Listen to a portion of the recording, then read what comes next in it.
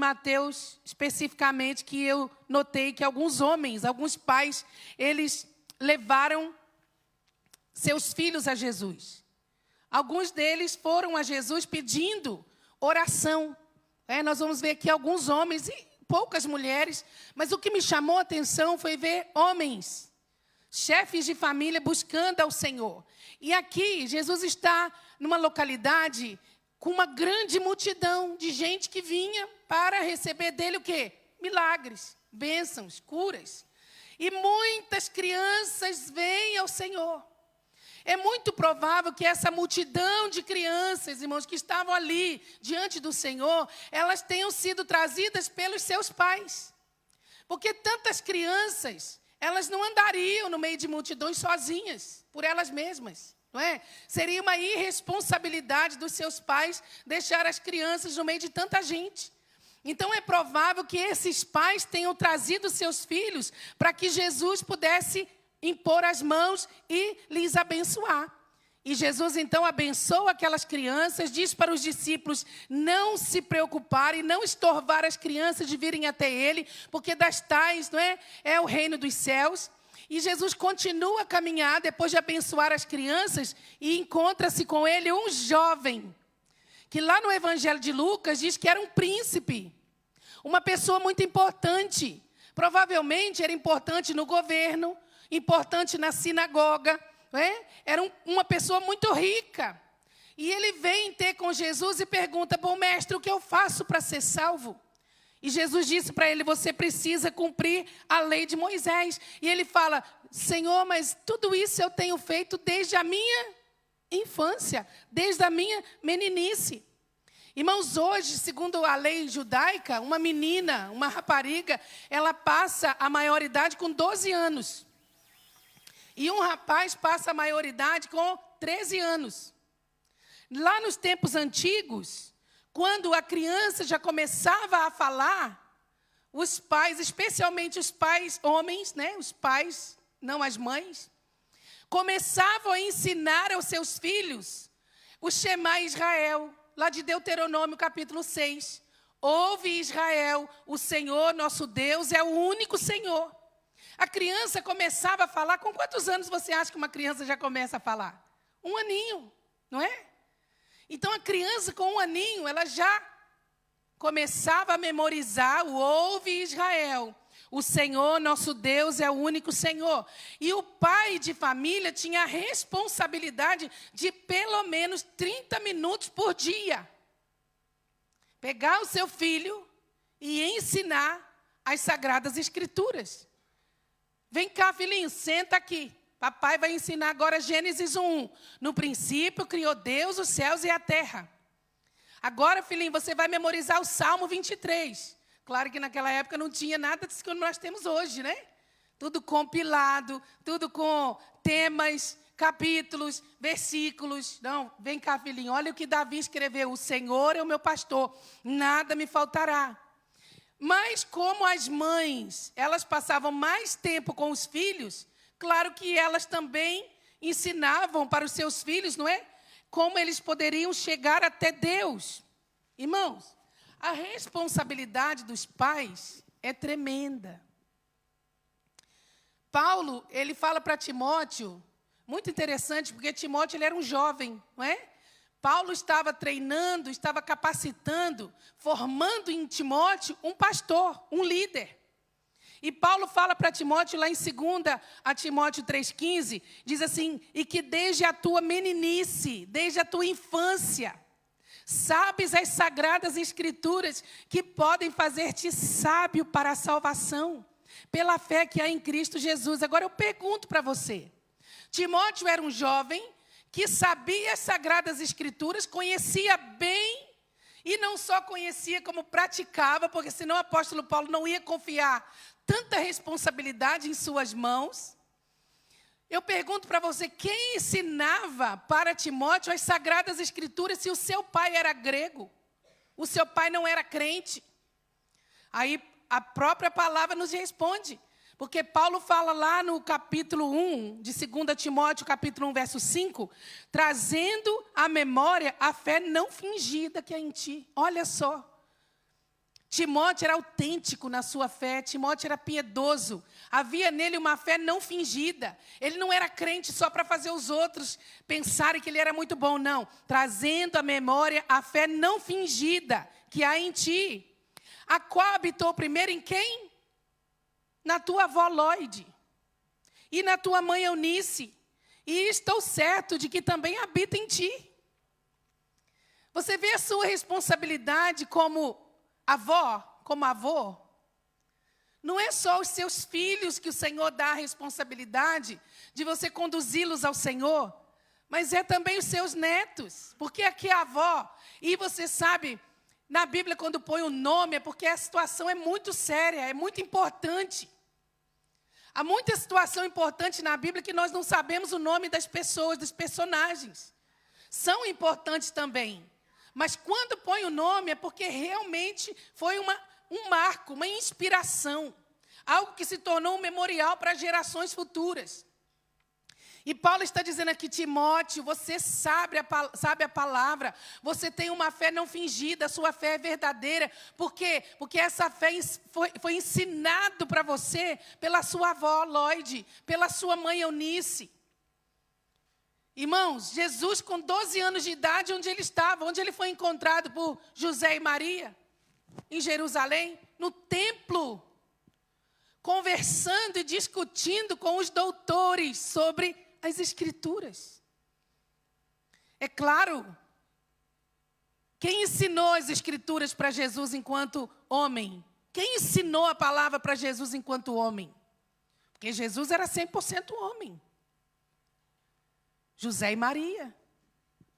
A Bíblia fala que Jesus volta com eles para Nazaré e Jesus era-lhes sujeito. Jesus era submisso a José e a Maria.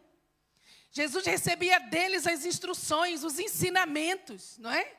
Então, irmãos, no mundo hoje, em que nós estamos vendo tantas crianças sendo atacadas, a pastora Cidá fala hoje na escola dominical, o que eu falei na live, e eu tenho falado sempre isso, que eu, Cindy, não estou dizendo que é uma teologia ou que é uma doutrina, eu, Cindy, acredito que as ideologias que nós temos visto hoje no mundo, que nós sabemos quais são, não preciso de falar aqui, porque senão eles cortam o nosso vídeo. Hoje a guerra é ideológica, a guerra é cultural. As ideologias que nós temos visto sendo levantadas hoje contra, não é, as famílias, eu creio, irmãos, que é a última fortaleza espiritual contra a igreja. Porque visa destruir as famílias. Visa desconstruir o padrão judaico, cristão, bíblico, do que é uma família. No princípio criou Deus os céus e a terra. E você vai ver no princípio, quando Deus cria todas as coisas e começa as civilizações e tudo, o Senhor criou macho e fêmea. E disse, crescei e multiplicai-vos e enchei a terra. Esse sempre foi o plano de Deus. Que o homem e a mulher se unissem, se multiplicasse e enchesse a terra de muitos filhos e filhas semelhantes ao Senhor. Infelizmente, Adão, quando pecou, perdeu a imagem e semelhança do Senhor e começou agora a reproduzir homens e mulheres segundo a sua própria imagem, segundo a sua própria semelhança. Você vai ver isso em Gênesis 5. Mas aí, depois de 4.000 anos, mais ou menos, vem Jesus para restaurar a imagem e semelhança de Deus Pai em nós. Então, nós agora podemos sim ser filhos e filhas de Deus por meio de Jesus Cristo, do seu sacrifício. E a palavra diz que aqueles a quem Ele predestinou para quê? Para serem conformes à imagem do seu Filho. Então, Deus, Ele é quem disse como seria a família. E hoje nós temos visto a família sendo atacada.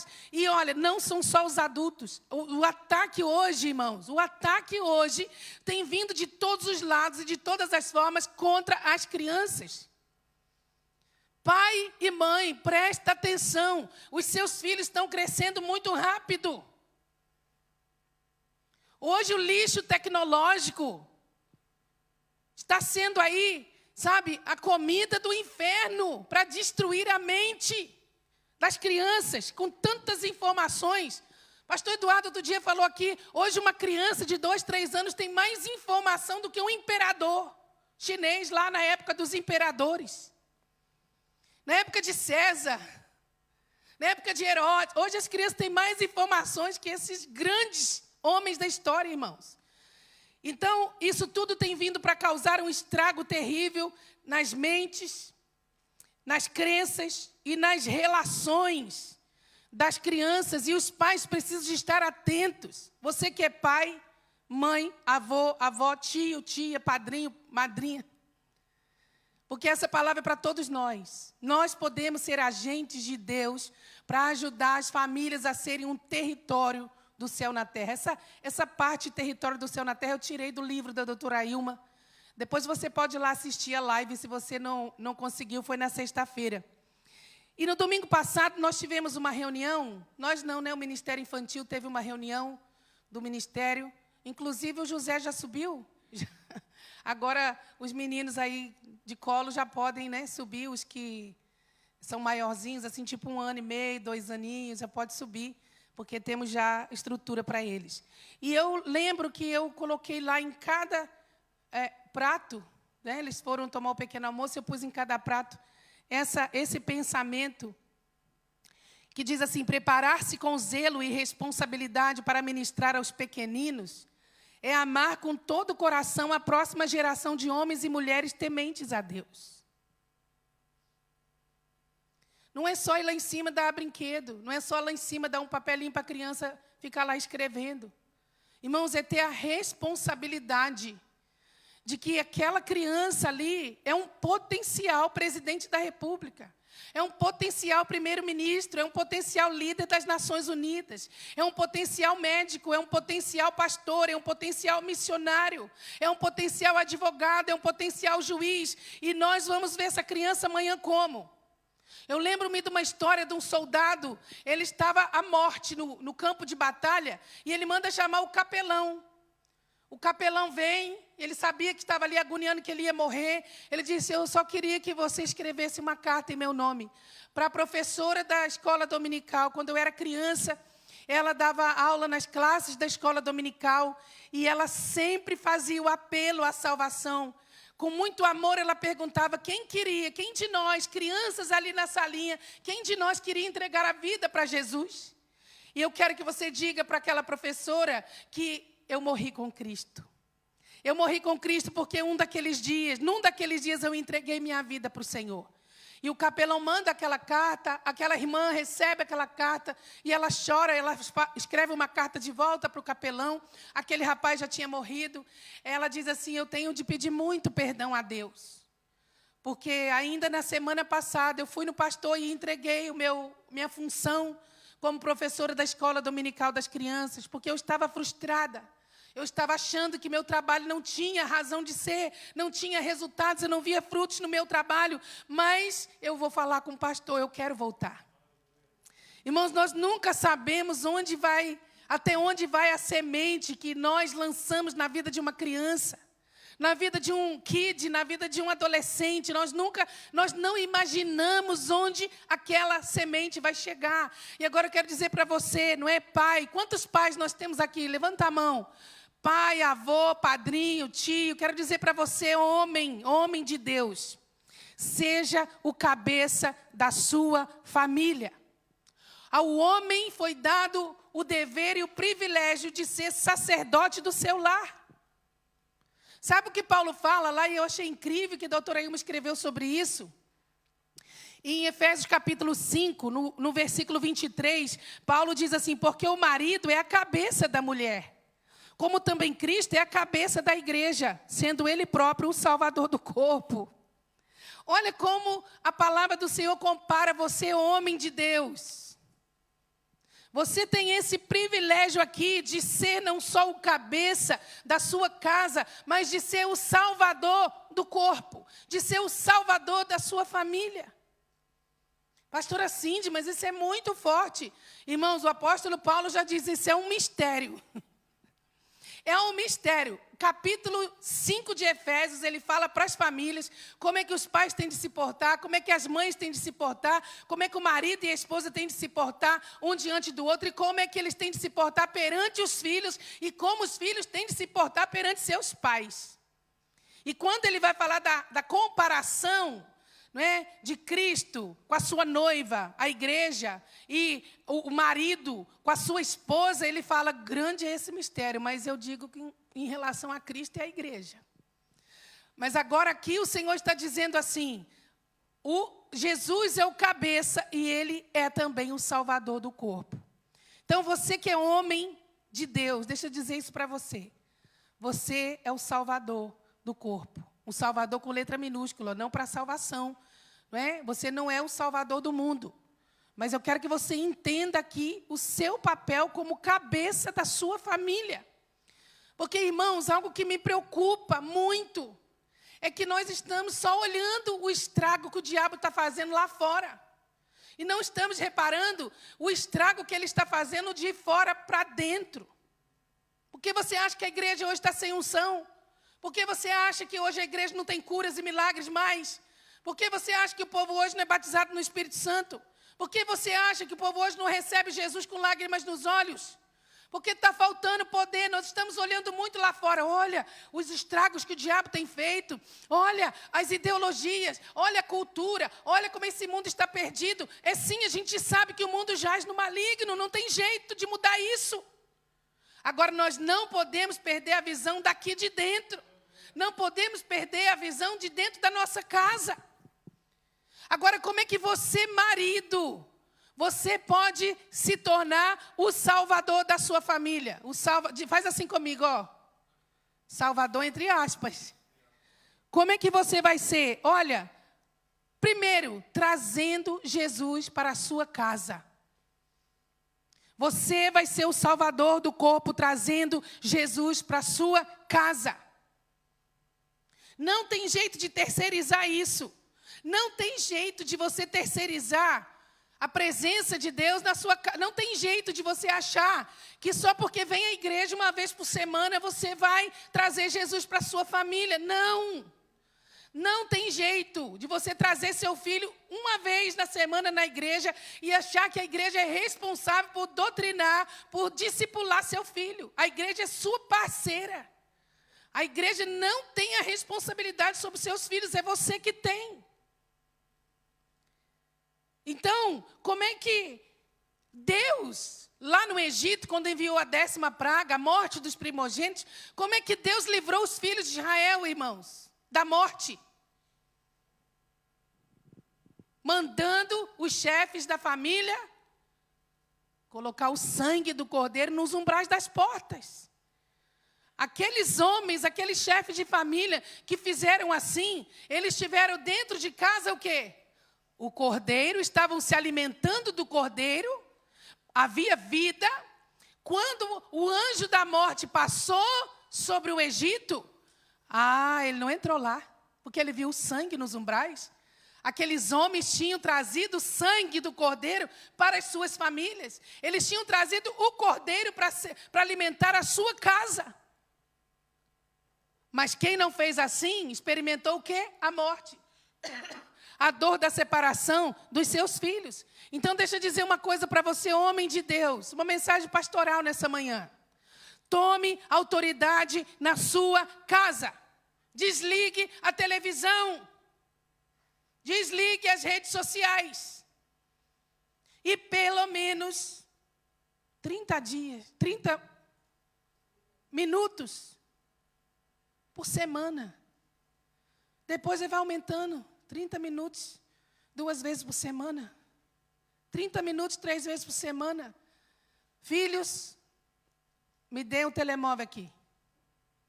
Mulher, me dê um telemóvel aqui. Toma autoridade, você é homem. O conselho que Davi deu para Salomão, seu filho, antes de morrer: seja homem, meu filho, seja homem.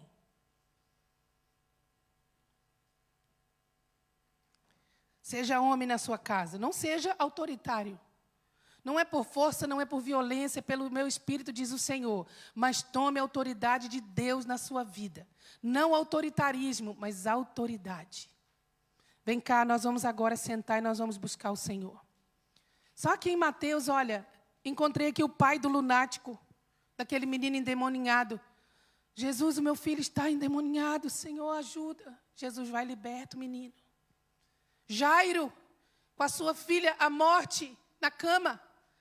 Senhor, vai lá à minha casa, minha filha está à morte.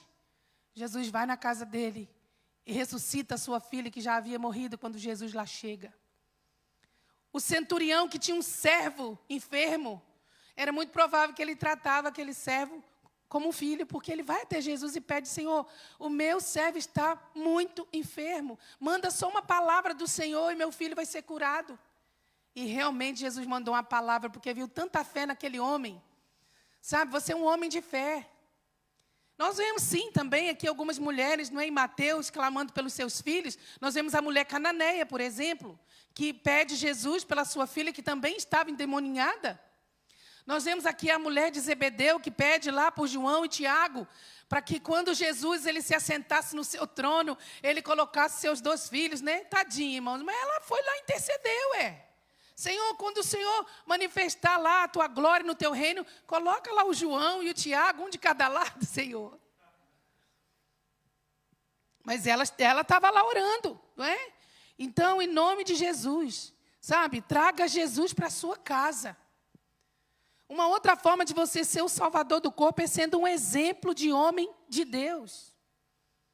Um exemplo de homem de Deus, de homem piedoso, de homem honesto, de homem de oração. Eu acho lindo aqui, tem algumas meninas na igreja, que elas dizem assim: eu quero me casar só se eu encontrar um homem parecido com meu pai. É lindo isso, meninas. E é lindo isso, homens, pais. É claro que alguns aqui, a frasquinha está lá em cima, né? Outro dia uma falou assim: pastora, eu falei mesmo com meu pai, já com a minha mãe, que eu só vou casar se eu encontrar um rapaz que vai me tratar como meu pai trata a minha mãe, e leva a minha mãe para viajar para todo lugar do mundo. Falei: menino, não vai assim tão longe, não. Senão, pode chegar a 50, 60, 70 não casar. Né? Mas tudo que for de honesto no seu pai, isso mesmo. Sabe, homens, é por isso que você de vez em quando tem que trazer flores para sua filha. Por isso que de vez em quando você tem que trazer um anelzinho para sua filha. De vez em quando você, homem, você tem que levar sua filha para comer fora. Porque você vai formando um padrão, sabe, elevado. E quando alguém lá fora quiser trazer alguma coisa... Não, meu pai já faz isso. Mas aquelas meninas que não têm o pai presente, muitas vezes, tadinha, elas são fáceis de serem enganadas. Não seja fácil, menina. Eu nunca fui fácil. Eu sempre brinco e falo: eu não fui fácil, em todos os sentidos. Pastor Eduardo teve que, se esmerar para casar comigo, viu? Mas ele pagou um alto preço. Não vou falar não, senão ele vai chorar e deixa para lá. Mas sabe, quando as meninas dizem assim: meu pai é um homem de respeito, meu pai é um homem honesto, meu pai é um homem de Deus. Eu vejo meu pai orando, eu vejo meu pai lendo a Bíblia. Eu vejo como meu pai trata minha mãe com honra, com respeito. Quando a mulher fala do seu marido, né? Meu marido é um homem de Deus, meu marido é um bom pai, cuida bem da nossa família. Sabe o que diz em Provérbios 17:6? A coroa dos velhos são os filhos dos filhos. E a glória dos filhos são seus pais. Você pode repetir comigo essa frase aqui, A glória dos filhos são seus pais. A glória dos filhos são seus pais. Você tem sido a glória de seus filhos têm orgulho em você. Sabe lá na época de Davi, de quem esse menino é filho? Saul perguntou. Quem é o pai desse menino? Por isso que as genealogias, elas eram tão importantes, porque o fulano era filho de Beltrano, que era filho de Ciclano, e aí vai, né? Esse menino é filho o Jonas, filho de Amiatai, né, eu acho. Mas fala muito lá assim, dá muita ênfase. Quando Jesus começou a pregar com autoridade, começou a ser usado pelo Espírito Santo, o que as pessoas falavam? Ele não é o filho do José? Ele não é o filho da Maria? O pai dele não é carpinteiro? Não estão aqui entre nós, os seus irmãos e as suas irmãs? Por quê? Porque a glória dos filhos são seus pais. Assim deveria ser, não é, irmãos? Agora, como é que você, homem, pode continuar sendo o salvador do corpo, amando e respeitando a aliança com a sua esposa? Essa é das melhores maneiras de você, como pai, trazer um equilíbrio emocional, espiritual, para dentro da sua casa. Honrando a mulher da sua mocidade. Você tem votos com ela. Você fez votos diante de Deus, de que você honraria sua esposa, de que você não olharia para nenhuma outra mais, de que você não faria nada que pudesse tocar, sabe, na honra da sua esposa. E o Senhor fala lá em Malaquias o quê? O Senhor foi testemunha entre ti e a mulher da tua mocidade. Então, meus irmãos, um homem de Deus, que é cabeça do corpo e salvador do corpo, ele não flerta com o pecado, não flerta com outras mulheres. Ele não vê pornografia. Ele não fica olhando uma mulher sensual quando passa. Ele dá só uma olhada e acabou, porque a primeira, às vezes, não dá para evitar. Fala para quem está do seu lado assim, é só uma vez, se não conseguir evitar. Nem uma vez, né? Diga assim para a pessoa que está do seu lado, a Weidman disse que não é nem uma vez. Mas a pastora Cindy disse que se não conseguir evitar, é só uma vez e rapidinho acabou e já virou o olho. Uma vez nós levamos o pastor Hugo, pastora Carla, pastora Cidá, fomos para Estados Unidos e para a conferência da nossa igreja e passamos antes em Nova York, vamos pregar lá. E fomos na Times Square. E lá no meio daquela multidão toda, tem lá umas mulheres nuas, verdadeiramente nuas, que só tem pinturas no corpo, mas é pouquinha pintura, irmãos. O negócio é a ovelha sem lã. Ovelha não, cabrito sem lã, né? Cabrito tem lã? Não, né? Tem não. Cabrito sem pele. Sem pelo.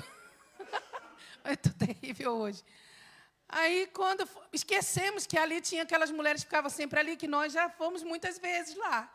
E aí, quando estávamos passando, está o pastor Hugo, a pastora Carla está passando, aí, de repente, vê aquelas mulheres nuas. Elas são lindas, altas, usam saltos altos, porque o povo dá dinheiro para tirar fotos com elas, né? Quem não é crente, vai e faz, né? Tirar foto.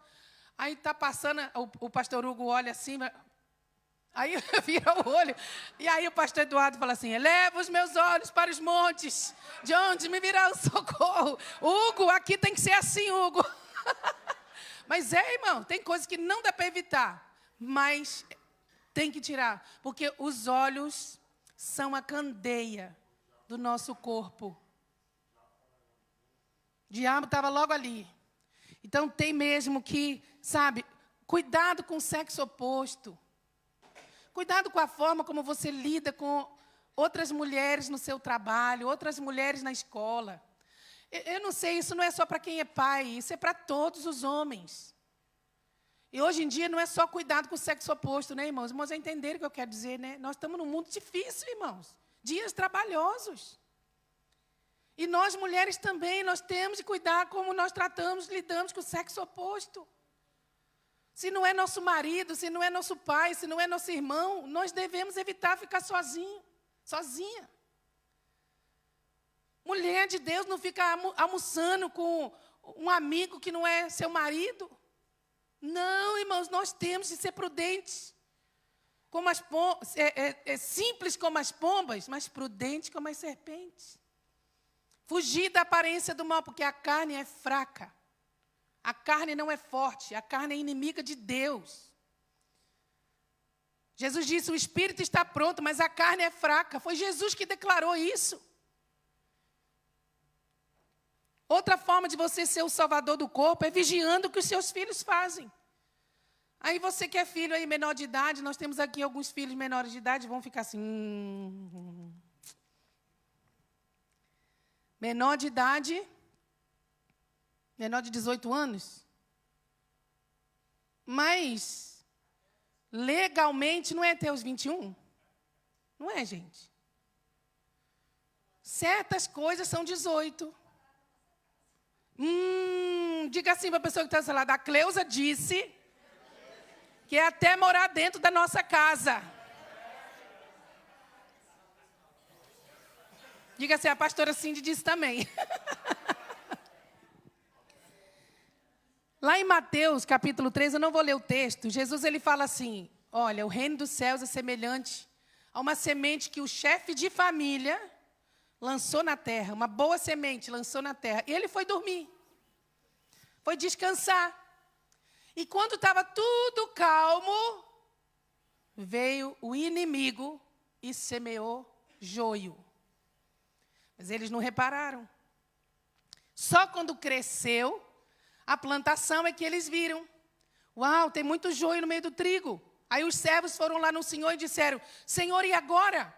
Olha, alguém veio aqui, um inimigo veio aqui enquanto nós estávamos todos dormindo, e ele lançou joio. Vamos arrancar o joio, Senhor? Ele disse, não dá para arrancar, porque se arrancar pode ser que arranque muito trigo junto. Vamos deixar, no final, Jesus estava falando ali do final, não é? Eu não vou entrar nessa questão aqui. Então, irmãos, o que eu quero dizer aqui, para você como pai, agora para a mãe também. Você que cuida de filhos.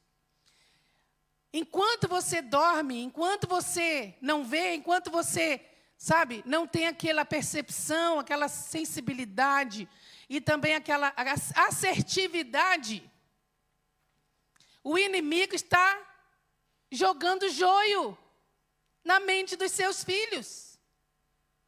E você não está vendo.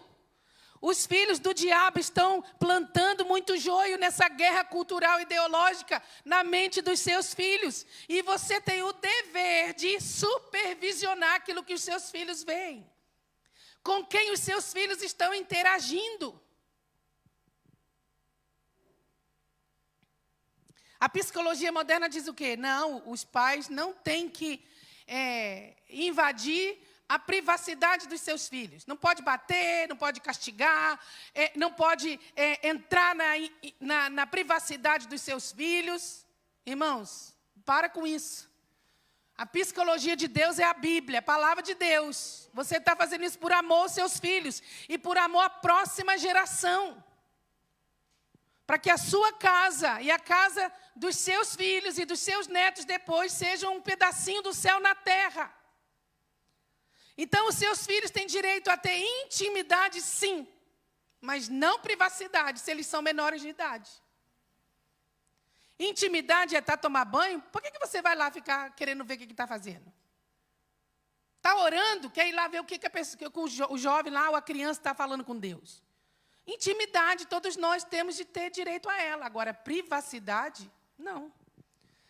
Por quê? Porque enquanto os pais estão dando privacidade aos filhos, estão dormindo. Enquanto o diabo está lançando muito joio na cabeça das crianças. Essa semana eu fiz uma visita numa família e a mãe estava dizendo para mim, pastor, eu estou assustada com meu filho de 14 anos me contando as coisas que ele está vendo na escola. As meninas estão chamando ele para ir para a casa de banho e fazer sexo. Eu não me assustei, irmãos, porque eu sei que é assim que funciona. Há muitos anos atrás, que há 20 anos atrás, nós recebemos uma equipa de jovens dos Estados Unidos. Eles vieram trabalhar conosco aqui por 10 dias.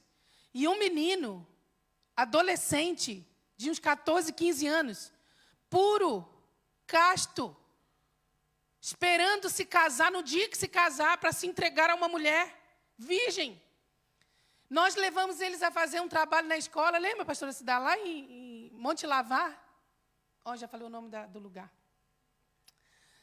Ele ficou assustado e chegou e disse para a líder dele, olha, uma menina me chamou para ir para a casa de banho, para fazer sexo com ela.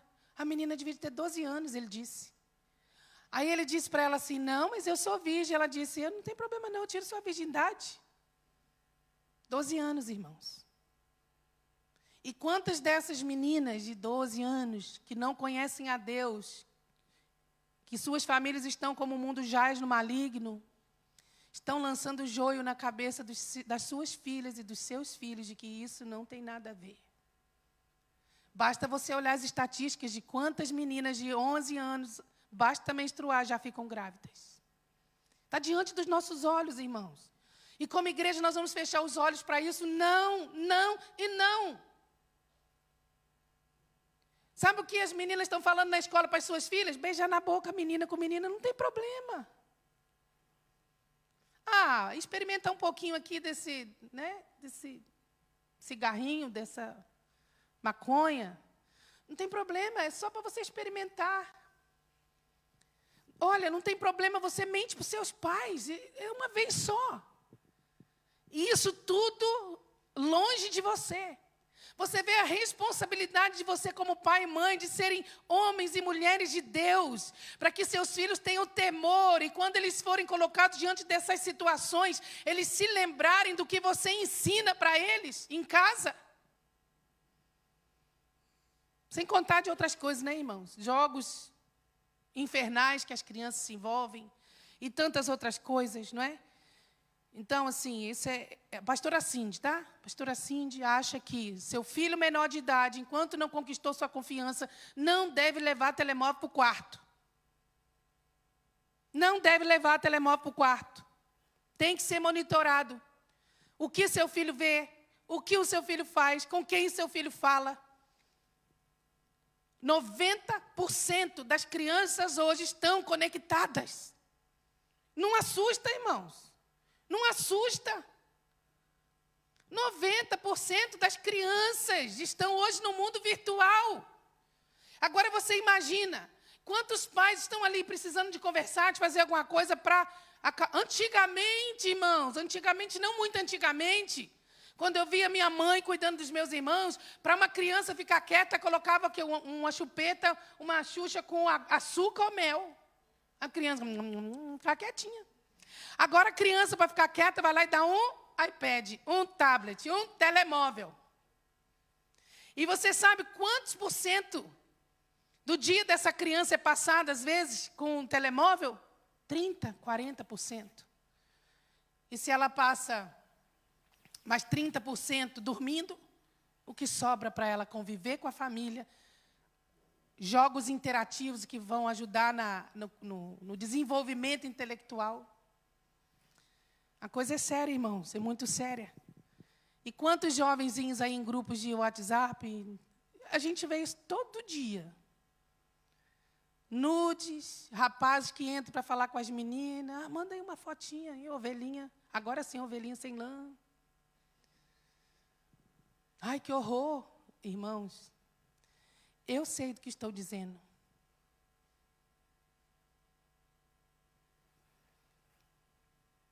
Seus filhos têm Instagram? Fechado para você? Tem jovem, menino aí de 12 anos, tem um Instagram público, tem um Instagram fechado. O pai e a mãe não podem ver, o pastor não pode ver, ninguém, só 3 pessoas, 4 estão ali.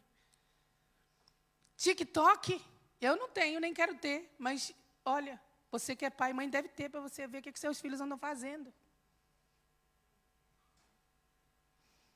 O mundo virtual é uma realidade na maior parte do mundo. Olha, o Jaime está ali. O Jaime tem 15 anos, né, Jaime? O Jaime faz homeschooling. Ele estuda conectado diretamente com a Argentina. É uma plataforma da América com a Argentina e ele estuda, faz provas, como se estivesse indo numa escola mesmo fisicamente. E ele faz online. E sabe onde eles moram? Num lugar tão remoto, mas tão remoto, que há 23 anos, Flávia, quando eu fui em Gabo com o pastor Eduardo, não tinha luz elétrica. Ainda não tem, os irmãos estão a ver? Mas tem lá a internet. E o que isso nos mostra? O mundo todo está conectado, irmãos. Isso é uma agenda para destruir. Nós usamos para a glória de Deus, mas o diabo está usando para destruir. E há muitos conteúdos perigosos e nocivos nas redes sociais. Muitos. As crianças, os jovens, eles não dormem direito. Sabe por quê? Porque ficam conectados. Tem de usar óculos. Porque acabam com a vista. Infantilizando. Não conseguem ter boa produtividade na escola. Não conseguem ter boa produtividade na vida. Por quê? Porque fica só conectado, ligado, não dorme. E aí isso vai prejudicando, sem contar que a criança e o jovem começam a viver no mundo à parte. Não senta para comer em família, não conversa, não tem tempo de qualidade, só quer ficar lá com o fone, né? A geração Z, fica lá dentro, cada um do seu quarto. Na hora de comer, vai lá e pega o prato, leva para o quarto, come lá no quarto. E aí depois o jovem ainda deixa lá com a mãe que tem que buscar. Irmãos, nós temos que olhar para dentro e trazer a palavra de Deus. A palavra de Deus continua a mesma.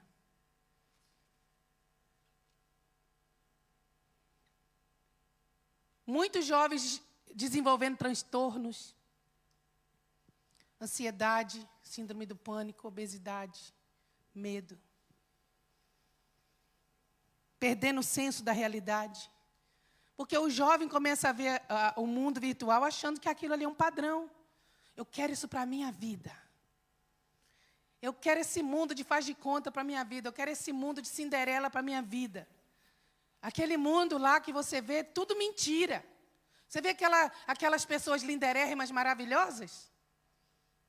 Do dia eu estava reparando. Oh, meu Deus, me ajuda.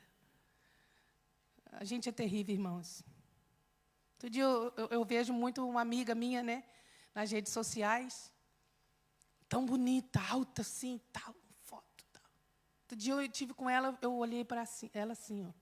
Mas, meu Deus, eu nunca reparei que ela é tão baixinha. Mas nas redes sociais parece. Aí você olha e fala, uau, que padrão. Sabe, você vai ver aquela pessoa cheia de Photoshop, cheia ali de maquiagem, de mais não sei o quê, e muda aqui, muda ali, muda acolá. E quando você vê pessoalmente, fala, ó, mas é igual eu. Parece comigo. Porque é um mundo de faz de conta, irmãos. Então, você, homem, por favor, seja o cabeça da sua família. Seja o salvador desse corpo. Segundo, leve seus filhos a Cristo. Essa multidão de crianças aqui, que nós lemos aqui em Mateus 19, elas foram trazidas para serem abençoadas por Jesus. É muito provável que tenha sido pelos seus pais. É claro, irmãos, que talvez esses pais tenham trazido suas crianças, como hoje muitos, né? Trazem ao Senhor só para serem abençoadas, só para terem uma cura, não é para receberem uma bênção. Mas olha, você que é crente em Jesus, aqueles pais, eles estavam descobrindo o Senhor, mas hoje você conhece o Senhor.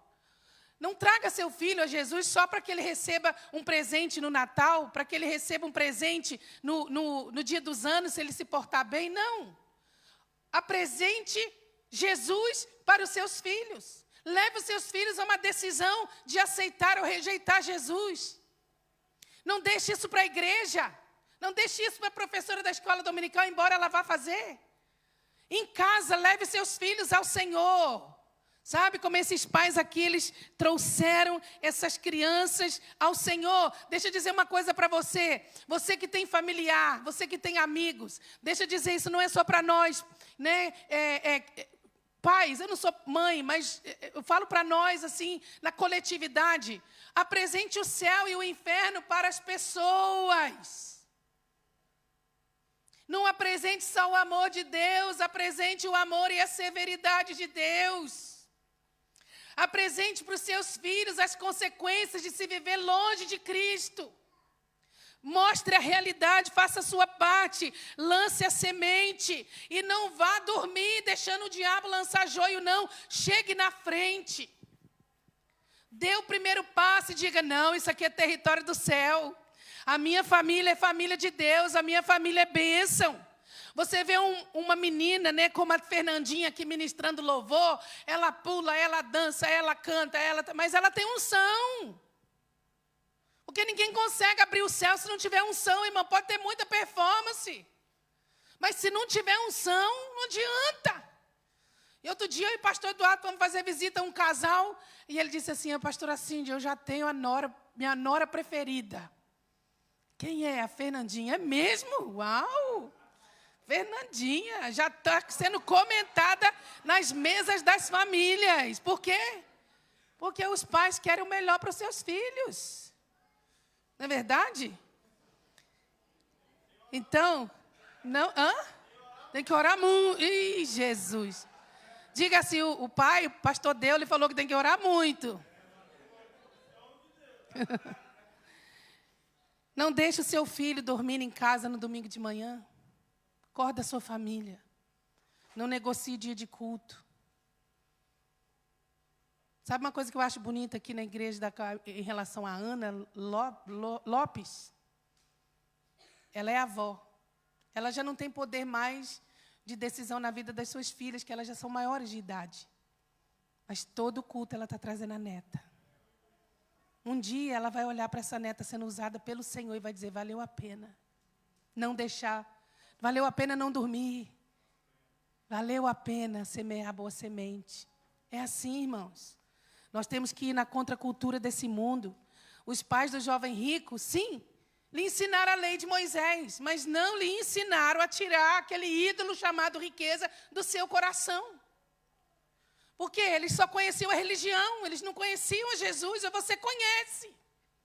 Você conhece Jesus, você pode ir além dos pais aqui desse jovem rico. É palavra do Senhor que você deve fazer disso uma cultura na sua casa. Olha lá em Deuteronômio 6, versos 4 a 7. Oi, Inês, como é que está saindo a nossa Carol aí? Parte técnica, equipe aumentando. Vamos aplaudir a equipe de multimédia dessa casa, irmãos. Glória a Deus. Está lá o Rui hoje, quietinho. Está aí o pastor Deuler.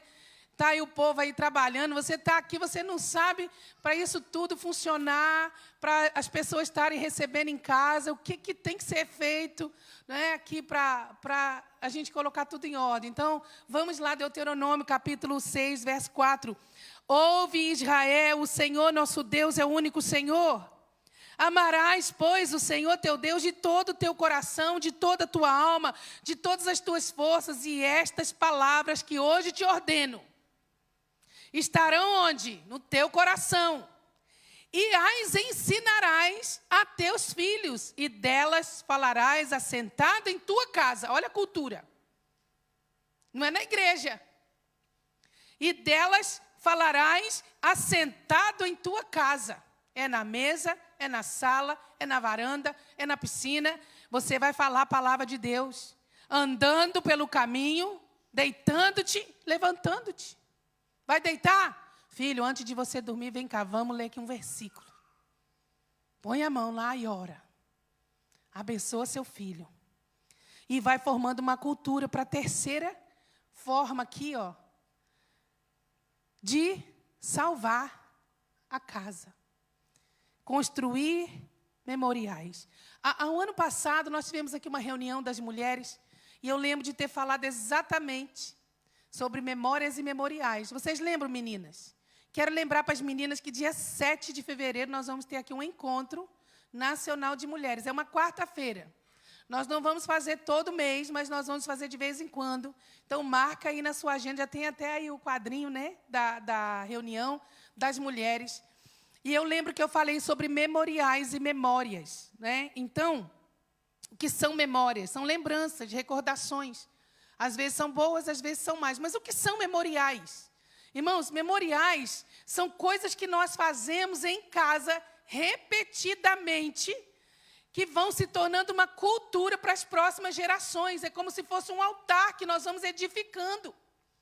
Você lembra quando Josué entrou em Jericó com o povo de Israel? Teve de cruzar o rio Jordão. E Josué disse o quê? Cada tribo agora pega uma pedra. E nós vamos pegar 12 pedras do rio Jordão e lá do outro lado nós vamos construir um memorial, um altar. Qual o propósito? Para idolatrar? Não. O propósito é para que no futuro, quando vossos filhos e os filhos dos vossos filhos perguntarem por que tem esse altar com 12 pedras, vocês vão explicar como o Senhor tirou o seu povo do Egito e como o Senhor nos trouxe até aqui. Memoriais.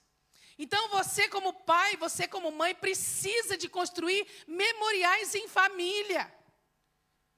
Como é que você constrói memoriais, irmãos? São tantas coisas que nós fazemos, que nós perdemos. Quem é crente aqui há mais de 30 anos? Só eu e a pastora Cidá? Tu não, Carlos? Tu é novinho, né, Carlos? Tu és novinho, né? Mas tu deves lembrar dos cultos familiares. Irmãos, o povo de Deus não precisava ninguém falar. O pai e a mãe chamavam as crianças uma vez por semana. Hoje é o dia do nosso culto familiar. Eu vou pregar, a mãe vai fazer isso, o filho vai fazer aquilo, vai cantar. Aí semana que vem é o filho que vai pregar e vai desenvolvendo o amor pela palavra e pela presença de Deus. Sabe uma coisa que se fazia muito antigamente, que infelizmente não temos o hábito hoje? Culto em ação de graça. O Senhor me deu uma bênção, eu quero dar um culto em ação de graça. O Senhor me abençoou com um emprego, eu quero dar um culto em ação de graça. Eu vou pedir o meu líder da célula para a célula hoje ser um culto em ação de graça, porque o Senhor me deu essa bênção, o Senhor me curou. Olha, outra coisa que tinha, isso tudo, irmãos, vai construindo memoriais na nossa vida. O Senhor me favoreceu, eu vou levar uma oferta de gratidão. Era assim. Eu vou levar uma oferta de gratidão porque o Senhor me deu uma bênção. E isso vai se tornando o quê? Memorial.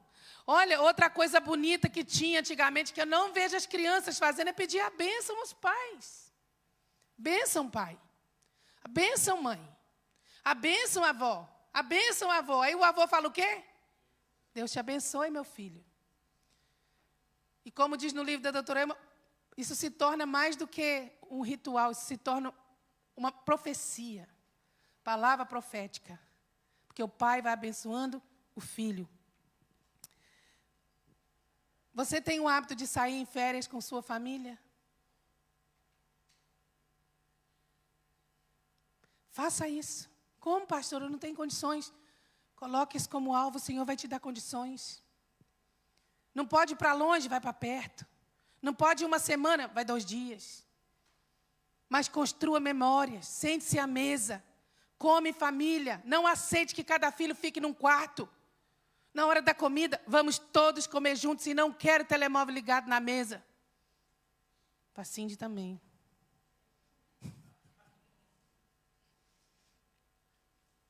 Tem amigos que a gente vai comer junto que eles põem a regra lá. Não pode ter telemóvel na mesa. E eu não gosto, mas tenho de aprender também, irmãos. Não tem aquela frase, a melhor rede social é uma mesa cheia de amigos? Vamos conversar, não é? Vamos construir memoriais, conversar à mesa, ver filmes juntos, sair, passear. Vamos ficar de pé.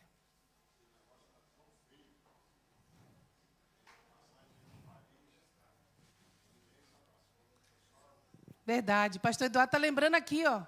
A coisa está tão séria, irmãos, que o Réveillon em Paris, ninguém se abraçou à meia-noite. Era só telemóvel, filmando os fogos, tudo. Ninguém se abraçou.